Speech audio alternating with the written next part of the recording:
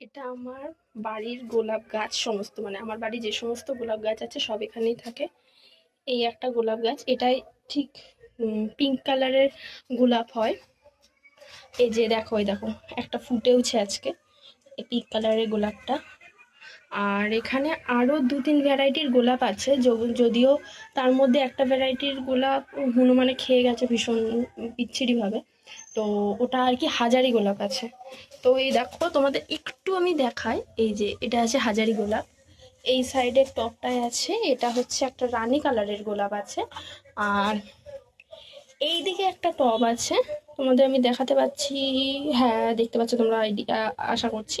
তো এই যে এটা রয়েছে, এটার মধ্যে এটা ঠিক খয়েরি মানে মেরুন টাইপের একটা ভ্যারাইটির গোলাপ ফোটে, ঠিক আছে। ওটা যখন ফার্স্ট কিনেছিলাম তখন একটু হলুদ হলুদ হলুদ হলুদ ছিল, বাট এখন জানি না কেন, কি ব্যাপার বলতে পারবো না, এখন পুরো খয়েরি কালারেরই ফোটে। যদিও গোলাপটা অনেকদিন ফুল ফোটেনি মানে গাছটায়, তা ফুটলে অবশ্যই তোমাদের সাথে শেয়ার করব।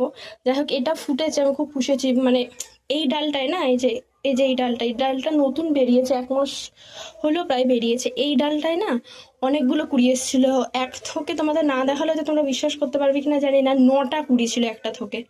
তো কি বলবো, হনুমানে খেয়ে চলে গেছে। যাই হোক, আবার ঠাকুরের দেয় নতুন ডাল বেরিয়েছে, দেখা যাক এবার আবার কিরকম কি গোলাপ হয়। যাই হোক, এই গোলাপটা ফুটেছে, এটা আমি অবশ্যই পুজো দেবো, পুজো দেওয়ার কাজে আমি এটা লাগাবো। ফুল এক গাছে থাকলে ভালো লাগে, আর দ্বিতীয়ত ঠাকুরের চরণে থাকলেই ভালো লাগে আমার মতে। কারণ ফুল তুলে নষ্ট করাটা আমি পছন্দ করি না। ফুল ঠাকুরের চরণ অথবা গাছ, এই দুটো জায়গাতেই ফুলকে মানায়। এ দেখো চলে এসছে বলতা একটা, গরমকাল পড়ে গেছে, বলতা তো থাকবেই। চলে এসছে বলতাও জ্বালাতন করতে চলে এসছে। যাই হোক, ওর মতো থাকুক, আমি আর আমার ভিডিওগুলো ভালো যাই, লাগলে লাইক এগোই, শেয়ার টাটা, এন্ড সাবস্ক্রাইব করে বাই। দাও চ্যানেল।